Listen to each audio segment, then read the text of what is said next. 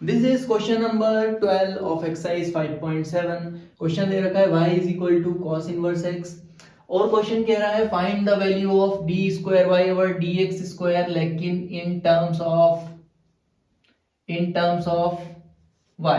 तो जो आपका आंसर होगा वो सिर्फ और सिर्फ किसकी टर्म्स में होना चाहिए, y की टर्म्स में होना चाहिए। तो एक काम करते हैं, अगर इसको कुछ मॉडिफाई करने की जरूरत पड़ी हमें तो हम इसको इक्वेशन बोलने की जगह छोड़ देते हैं थोड़ी सी यहाँ पर, ठीक है। सबसे पहले तो हमें d square y over d x square की वैल्यू निकालनी है, तो उसके लिए हमें सिंगल डेरिवेटिव टर्म निकालनी पड़ेगी। Single derivative term will be dy by dx और dy by dx cos inverse x का अच्छे से याद है, भूल गए तो देखो एनसीईआरटी में डायरेक्टली भी दे रखा है -1 upon under root 1 minus x square. This is the direct formula of differentiation of cos inverse x, ठीक है।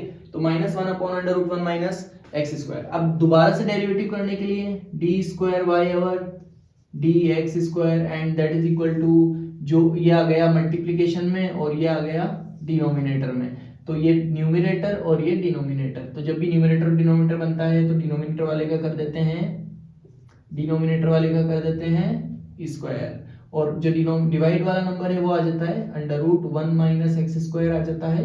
जो भी डिवाइड वाला नंबर आता है वो पहले आ जाता है एज इट इज, और -1 अगर आप इसका डेरिवेटिव करेंगे -1 का तो आ जाएगा 0 एंड देन फॉर्मूले का माइनस इस बार -1 को आपको रखना पड़ेगा एज इट इज और डिफरेंशिएशन करना पड़ेगा under root 1 minus x square, जो फंक्शन डिनोमिनेटर में था। और डिनोमिनेटर वाला फंक्शन अगर रूट में है तो 1 रूट एक्स का differentiation 1 upon 2 root 1 minus x square, ठीक है।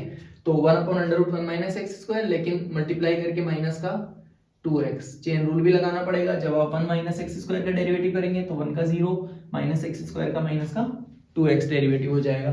तो 2 से 2 यहाँ पे हो गया कैंसिल और ये पूरी टर्म हो गई यहाँ पे 0, माइनस माइनस हो गया प्लस, प्लस माइनस दोबारा से हो गया माइनस, माइनस का x बचा ऊपर और डिवाइड में आ गया।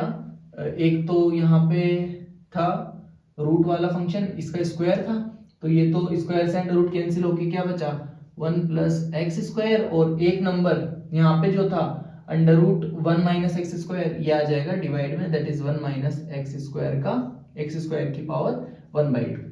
रूट लगाओ या पावर 1/2 लगाओ, बात एक ही है। तो this is the value of d square y over d x square, ठीक है, and that is equal to minus x upon, ठीक है, minus x upon.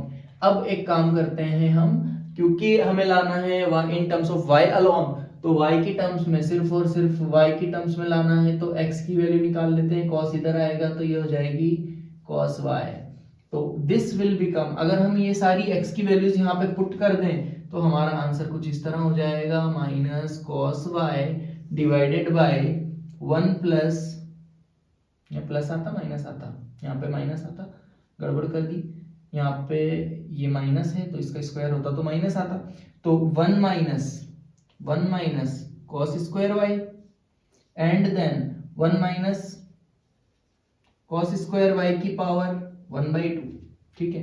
This is the value of d square y over d x square. Answer तो आ चुका है, आप चाहे तो इसको और फर्दर सिंप्लीफाई कर सकते हैं, क्योंकि हमें पता है sine square y plus cos square y होता है 1, तो 1 माइनस साइन स्क्वायर वाई क्या हो जाएगा, 1 माइनस साइन स्क्वायर वाई हो जाएगा, sorry 1 minus sine square y हो जाएगा कॉस स्क्वायर वाई, और 1 माइनस कॉस स्क्वायर वाई हो जाएगा 1 माइनस कॉस स्क्वायर वाई हो जाएगा साइन स्क्वायर वाई।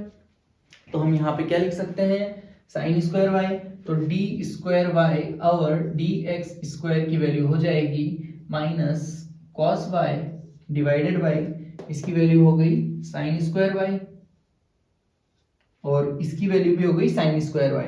तो साइन स्क्वायर वाई का अंडर रूट लेंगे तो यहाँ पे आ जाएगा साइन वाई, ठीक है। और फर्दर नहीं सर नहीं, अच्छा नहीं लग रहा, और सिंप्लीफाई करना है, और सिंप्लीफाई करना है तो cos y, cos upon sine क्या होता है भाई साहब, cos अपॉन साइन होता है cot, तो इसकी जगह लिख देंगे माइनस का cot y multiplied by 1 upon sine square y, sine square y होता है cosec स्क्वायर y, तो 1 अपॉन साइन y अगर cosec y होता है तो 1 अपॉन साइन स्क्वायर y हो जाएगा, 1 upon sine y cosec y, तो 1 अपॉन साइन स्क्वायर y हो जाएगा cosec स्क्वायर y, ठीक है। तो this is our final answer in terms of y alone, ठीक है।